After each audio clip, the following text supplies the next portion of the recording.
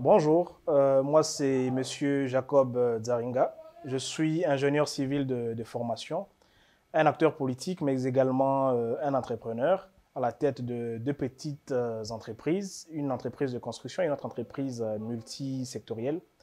Et je suis un jeune Congolais en provenance de la province de l'Ituri. Le séjour à Kinshasa maintenant, je viens de Bunia. Pour moi, la politique, c'est une manière d'identifier les problèmes de la société, de comprendre les problèmes de la société et d'apporter de manière pertinente des solutions adaptées à ces différents problèmes-là. Des problèmes liés à la santé, les problèmes liés au transport, à l'aménagement de nos villes, au travail, l'emploi, le chômage, identifier tous ces différents problèmes et essayer d'y apporter des solutions structurelles et à travers des réformes et des propositions qui permettraient d'aller de l'avant. Ma vision en faisant de la politique, c'est d'abord tourner autour du pays, la nation congolaise, puisque je suis nationaliste. J'ai une vision de voir un Congo grand, un Congo prospère et un Congo puissant qui s'impose dans la sous-région. Ce que cela me rapporte, c'est que d'abord, personnellement, je pense que en trouvant des solutions aux problèmes des gens, c'est ce qui fait ma joie. Je vous ai dit sous peu que je suis entrepreneur. Et si je suis entrepreneur, c'était avec l'idée de résoudre un problème, celui de combattre le chômage dans les chefs de la jeunesse surtout. Et quand je fais cela, ça m'apporte la joie, ça m'apporte la satisfaction. Et de la même manière, sur le plan politique, quand je pourrais apporter des solutions, apporter des propositions pertinentes, améliorer la condition de vie des populations par la politique, ça fait ma joie, ça fait ma satisfaction.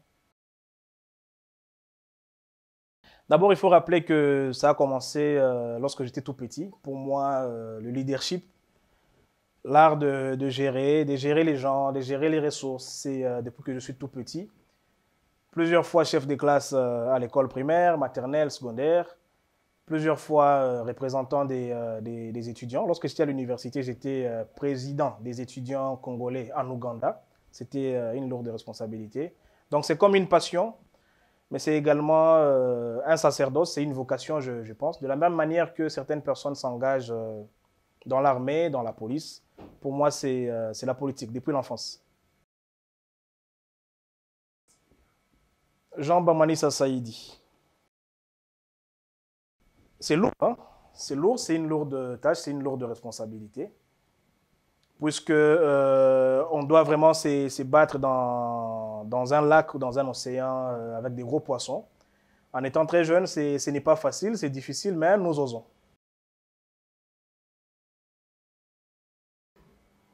S'il m'arrive, bon, je n'utiliserai pas le conditionnel si, je dirais lorsque je prendrai des responsabilités politiques, je mettrai en premier le peuple, parce que comme le dit si bien le chef de l'État, Félix-Antoine Tshisekedi, le peuple d'abord. Et le peuple, c'est moi, le peuple, c'est vous, le peuple, sont les voisins, le peuple, c'est les citoyens lambda. Et je mettrai en premier ce peuple-là.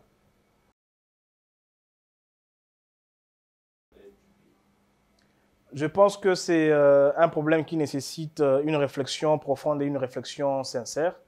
Et il faudrait que les parties prenantes à même et capables de trouver des solutions à cette crise dégradante à l'Est puissent s'asseoir et puissent se parler, réfléchir et trouver des voies et moyens pour obtenir une voie de sortie beaucoup plus appropriée, puisque c'est triste de voir les gens mourir, alors que en Afrique, nous avons pour culture de parler. On peut parler et trouver des voies de sortie. Le pouvoir en place, je le juge soucieux, je le juge engagé et progressiste. Il est en train vraiment de fournir un effort pour aller de mieux en mieux de l'avant. 9 sur 10. 9 sur 10. Ben, parce que le peuple est avec le président Tshisekedi et ça s'exprime aussi au travers les différents grands leaders qui accompagnent le président Tshisekedi dans l'Union sacrée. Vous voyez le présidium. le chairman Jean-Pierre Bemba et d'autres leaders. Et même la population elle-même, elle soutient le chef de l'État. Donc 9 sur 10 et nous laissons le 1 pour l'opposition. Qu'elle se ressaisisse et puis qu'elle s'engage sur un nouveau chemin. Et surtout, pour chaque jeune individuellement, c'est très important d'identifier une personnalité, une personne qui puisse l'inspirer et essayer d'emboîter son pas et essayer de faire mieux que lui. Je vous ai dit ici tantôt que moi, c'est lui qui m'inspire sur le plan politique et même entrepreneurial, c'est M. Jean Bamani Sassaïdi. Et c'est celui-là que je prends comme mon modèle. Je me suis ressaisi, je me dis, je dois suivre sa trace, suivre ses pas et faire mieux que lui. Dans 5 ans, je me vois beaucoup plus expérimenté, beaucoup plus rodé, mais également beaucoup plus avisé, puisque ça sera de l'expérience qui sera de mon côté. Et nous sommes sur un élan politique. Je suis maintenant candidat député provincial en ville de Bunia. D'ici 5 ans, peut-être que la population voudrait me confier une responsabilité beaucoup plus importante. Donc, je me vois expérimenté, rodé et beaucoup plus épanoui. RDC Pays des Solutions, c'est un concept intéressant, mais qui ne doit pas rester théorique. Nous devrions vraiment fournir beaucoup d'efforts pour que ce soit une réalité pratique, puisque théoriquement, ça a tout son sens. Pays Solutions, sur le plan environnemental, nous avons la réserve avec la forêt équatoriale, nous avons le fleuve Congo, nous avons beaucoup de ressources en RDC. Aujourd'hui, le monde est en train de migrer vers l'énergie, avec la batterie et tout. Et la matière première, ça se trouve au Congo. Donc le Congo, c'est le pays solution. Et il nous faut juste que nous puissions vraiment mettre les choses en pratique. La cause, à mon avis, à mon sens, est au niveau de l'éducation. Puisque les ressources naturelles ne constituent pas une richesse en soi. Ce sont des richesses potentielles, mais que nous devons exploiter et transformer en des véritables richesses. Et pour cela, il faut mettre, il faut mettre nos cerveaux au travail. Il ne suffit pas de croiser les bras et se dire que voilà, la RDC est un pays riche, avec beaucoup de ressources naturelles, le cobalt, l'or et tout. Nous n'allons pas manger ces cobalt ou l'or directement comme ça. Il faudrait, puisque on dit que la richesse, ça se crée, et ça se crée par le travail. Il faut exploiter ces richesses, il faut ajouter de la valeur. Ajouter de la valeur, c'est-à-dire, nous devrions aussi, petit à petit, éviter d'exporter nos matières premières à l'état brut, essayer de transformer localement et exporter vers l'extérieur. Et tout cela, ça nécessite du sérieux, du travail, pour que nous puissions transformer ces richesses naturelles en quelque chose de bénéfique. Mais également, il y a quelque chose qui gangrène et qui nous maintient dans la pauvreté. C'est cette mentalité de corruption et de la vie facile. Il faudrait que, collectivement, en tant que Congolais, nous sachions que nous devons travailler dur pour mériter notre place. Et la richesse n'est pas seulement la richesse naturelle. Et il y a d'autres pays qui s'en sortent avec le tourisme, d'autres pays qui s'en sortent avec les ressources humaines.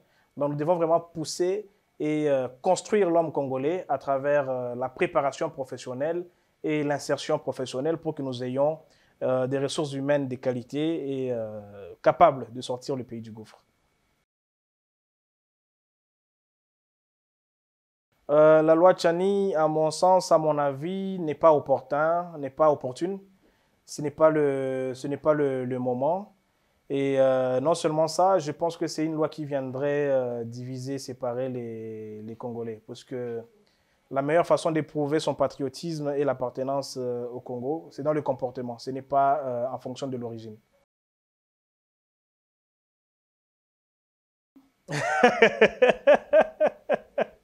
En politique, tout est possible. Hein. En politique, tout est possible. Mais pour l'instant, je pense qu'il faudrait aller avec les choses graduellement. À ce stade, je suis encore très jeune, moins de 30 ans. Ce qui m'intéresse pour l'instant, c'est d'abord la députation provinciale pour pouvoir plaider en faveur de la population. Et pourquoi pas aussi songer à devenir maire de la ville de Bunia. Pour l'instant, c'est ce qui m'intéresse. maire de la ville de Bunia parce que je voudrais transformer l'image de Bunia, que Bunia soit une ville sûre, en sécurité, une ville propre, une ville attrayante et une ville qui attire beaucoup de touristes, où il fait beau vivre, où on peut faire le business, où les gens peuvent se mouvoir. Et en général, une ville vraiment intéressante pour aussi que nous puissions absorber certaines personnes qui voudraient quitter Kinshasa, qui devient difficilement vivable, pour pouvoir migrer vers d'autres villes. Donc voilà un peu l'ambition que j'ai pour l'instant. La députation provinciale, mais également la mairie de la ville de Bunia. Devenir président un jour, pourquoi pas, tout est possible, mais l'heure n'est pas à ce sujet. Un message de la fin, j'aime le Congo. J'aime le Congo, j'aime mon pays. Et j'aime plus particulièrement encore ma province, la province de l'Ituri, pour qui je fais toujours un message positif partout où je passe. Je plaide et j'en rappelle au retour de la paix dans la province de l'Ituri, puisque la paix et la sécurité, c'est le gage du développement. S'il y a le retour de la paix dans ma province de l'Ituri, les jeunes entrepreneurs vont pouvoir se débrouiller davantage, attirer davantage d'investissements et sortir la province de la crise sécuritaire dans laquelle elle se trouve. Et peut-être pour compléter, j'en appelle à mes frères ituriens, à la cohésion sociale, que nous puissions nous aimer mutuellement, éviter le tribalisme et penser à l'avenir.